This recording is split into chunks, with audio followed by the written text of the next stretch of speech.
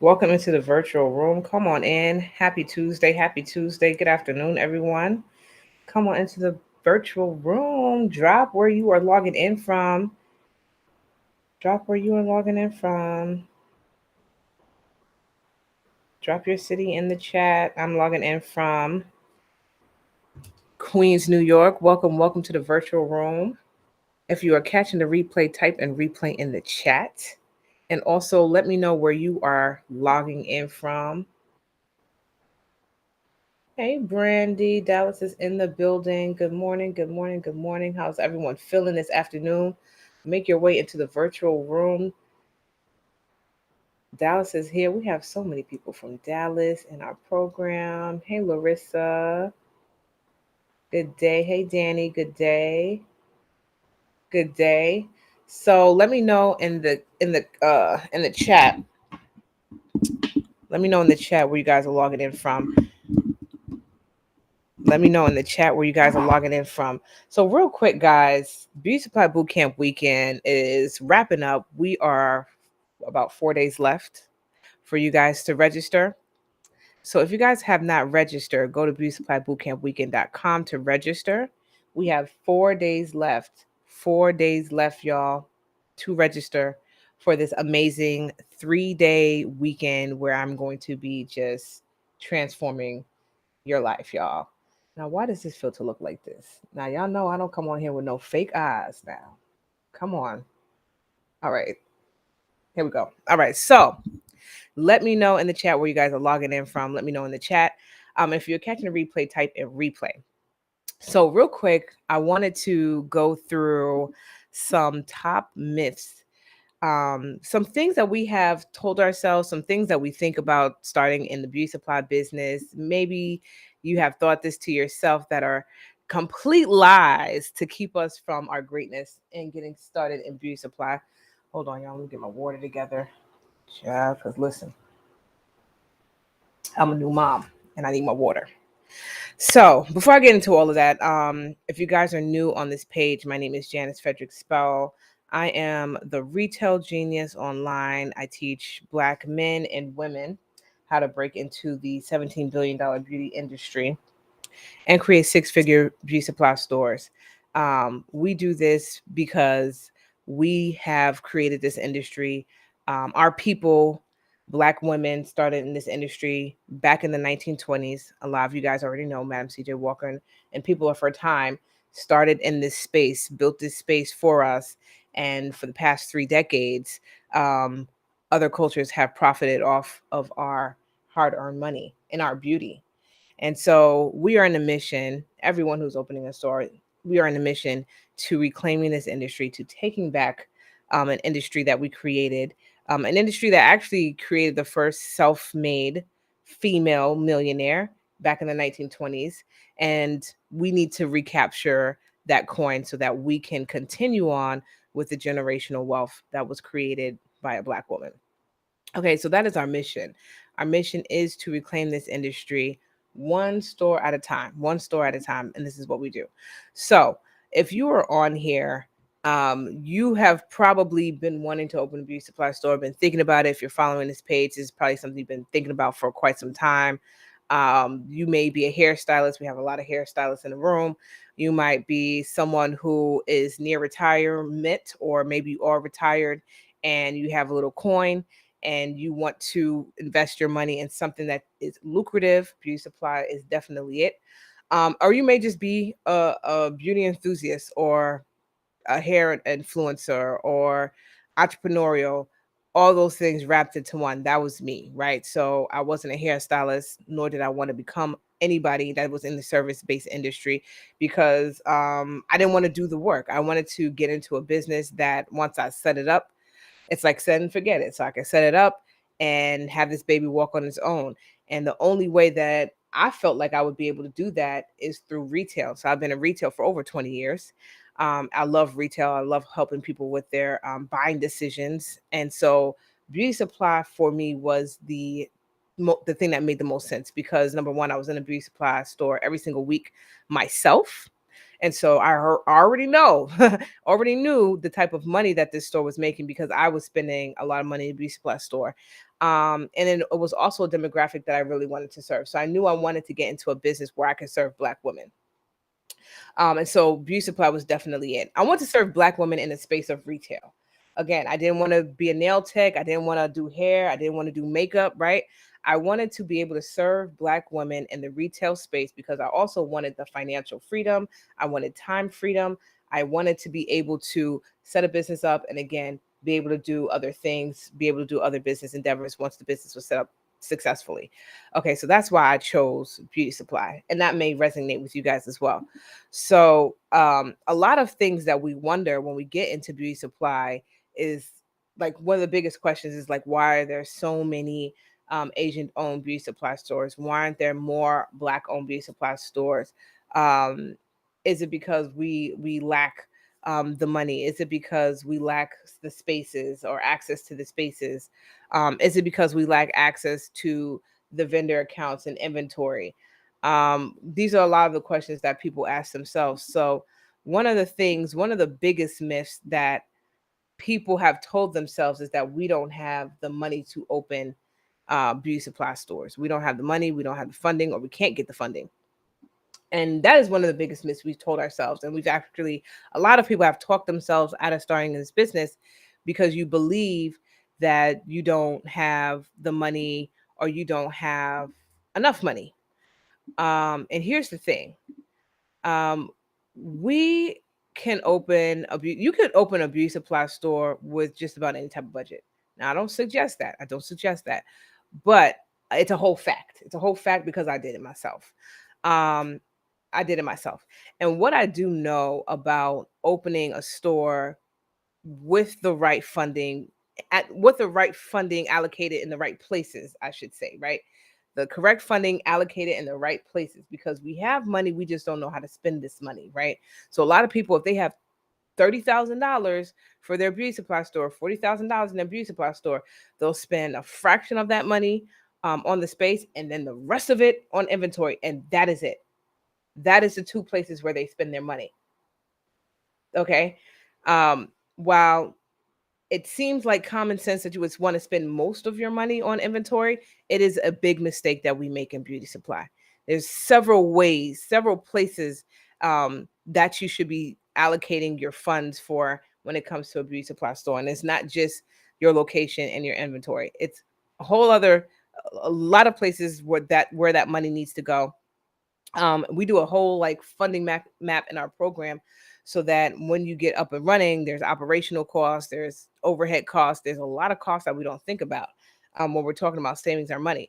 And so it doesn't, the amount is really important, right? And so I started my store with somewhere around $20,000, right?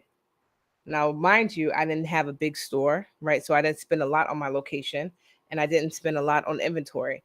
But what I did spend my money on that was really wise was the operations and back end, right? This is a lot of stuff that I'll be talking about in Atlanta next month. I'll be sharing my entire blueprint on how to create a budget for your beauty supply store that's going to ensure the success of your business, right? That was number one. That's a big myth that we tell ourselves. The other thing about funding is that we really just don't know how much it costs to open a beauty supply store. And there's a lot of variables that go into it, such as where you are, right? Your location. What it cost for me to open my store in New York, I probably could have opened two stores somewhere down south, right? So that's the first thing. The second thing is the type of store that you want to create. So in my program, right, there's not a one size fits all type of beauty supply store, even though that's what we're used to and that's what we have seen. It's not a one size fits all type of beauty supply store. So you can open a smaller boutique size store with a smaller budget, which is exactly what I did.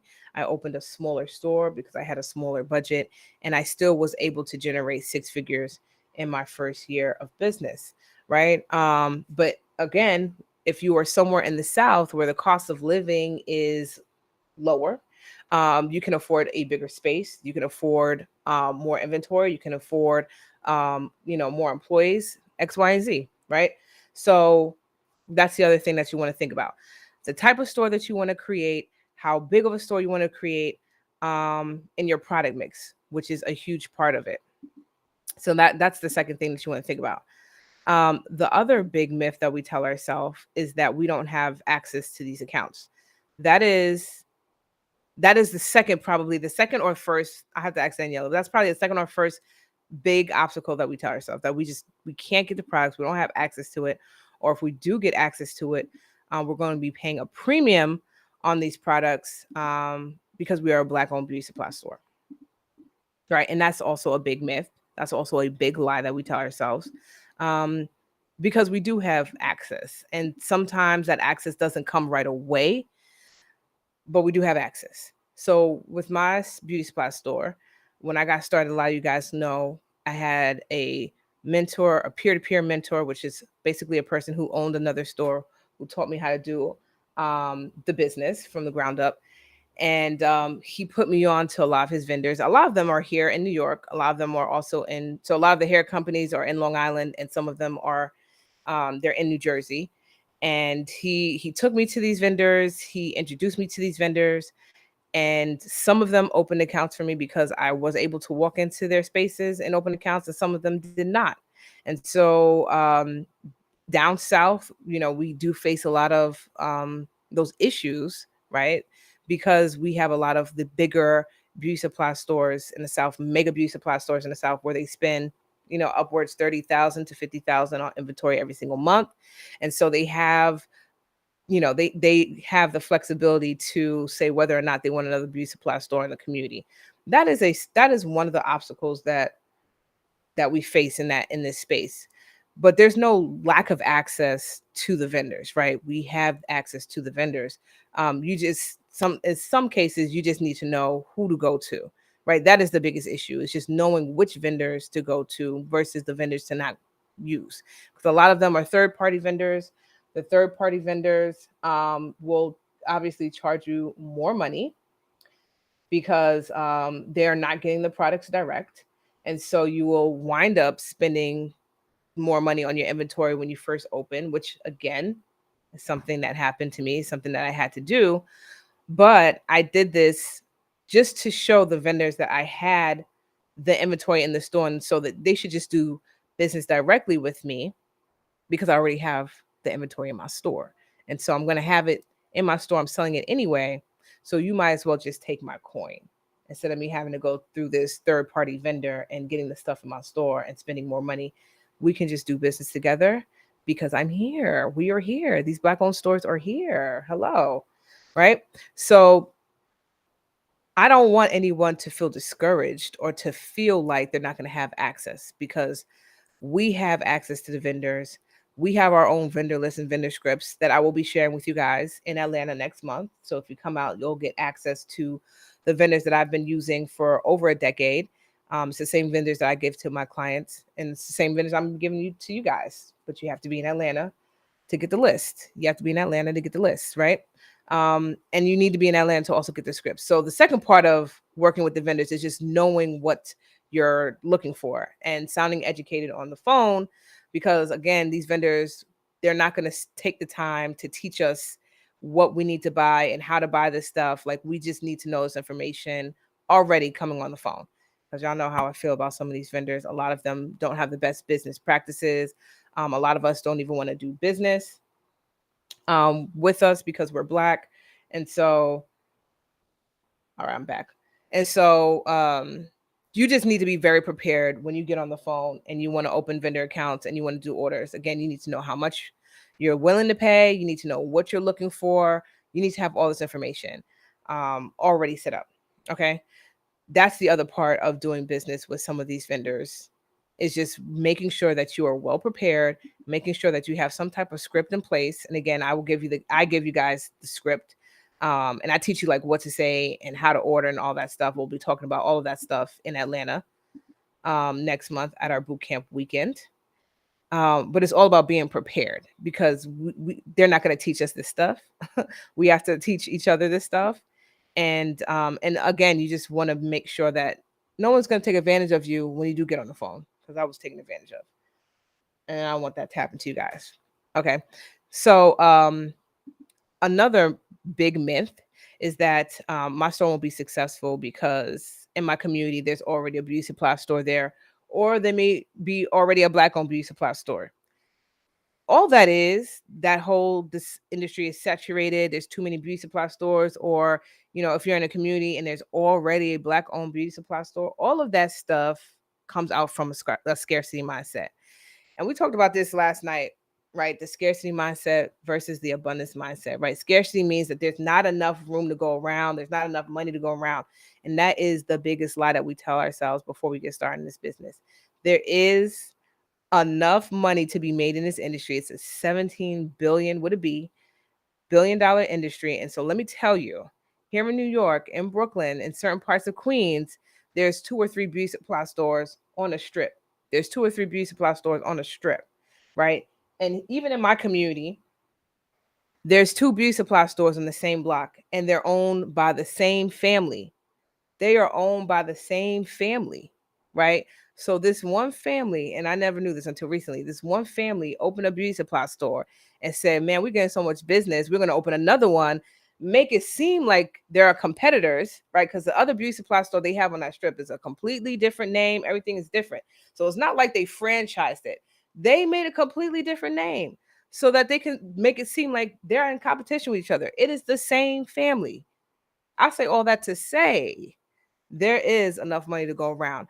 And so do not think that if there's already two or three beauty supply stores in the community that you shouldn't open yours, because what the community is missing your type of beauty supply store with your branding, your vibe, your everything that you're going to be bringing to the community. And if they're Asian owned or Arab owned, they definitely are going to be missing a lot of what we need as Black consumers in a beauty supply space. Okay, and that's period. And so don't let anyone tell you that a community is too saturated and that they don't need your business, because that is a big lie. What you need to be thinking about is how you're going to be branding this beauty supply store to be set apart from the competition, not about how much competition is in the community. Because if I thought like that, I would have never opened my store in my community. I would have never um, went ahead and opened an 800 square foot of space for a beauty supply store, because I've never seen a beauty supply store that small, but I did, and again, it was successful, and I was making 5 figures a month in my beauty supply store, and that's because we had an amazing space that was well branded with amazing experience, um, amazing customer service, knowledgeable staff, and it was just a total vibe, right? And so people traveled across all boroughs, even states, to come to this beauty supply store because they were getting something different that they weren't getting from their community beauty supply store. They would drive and pass dozens of beauty supply stores just to get to my little old beauty supply store because I was giving them something that the other stores weren't giving them. That's branding, y'all. That's branding. All right, so I'm gonna wrap it up here, y'all, because I have calls to make and clients to speak to. But it was really good talking with y'all this afternoon. If you haven't gotten your tickets yet, I'm going to be talking about all of this in the weekend, Beauty Supply Bootcamp weekend next month in Atlanta. So you need to go to beautysupplybootcampweekend.com to get your tickets. You have 4 days left to register. We are shutting down registration on Friday. We're shutting down registration on Friday. So you have 4 days left to get your tickets. We have a payment plan available for both VIP and general admission, right? But again, if you are anything like me, you want to get a VIP experience, you want to upgrade, so get your VIP tickets because the VIP is going to be amazing. It's going to be Saturday night and Thursday. It's going to be food, it's going to be drinks, it's going to be all the things. And so you just want to make sure you're in the building and you want to upgrade to the VIP experience. Any questions, you can reach out to me via DM.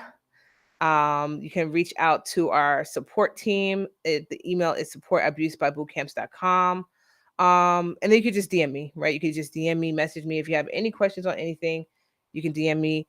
You can drop a note right here in our Facebook group. So if you're watching me on Instagram and you're not on the Facebook group, you need to come on our Facebook group. It's a Black Beauty Supply Power Circle This is where I go live all the time and have trainings and everything on there. So if you're on the Facebook group, just write a post in our Facebook group, and we will get back to you. We have all hands on deck to make sure that everyone's question is answered.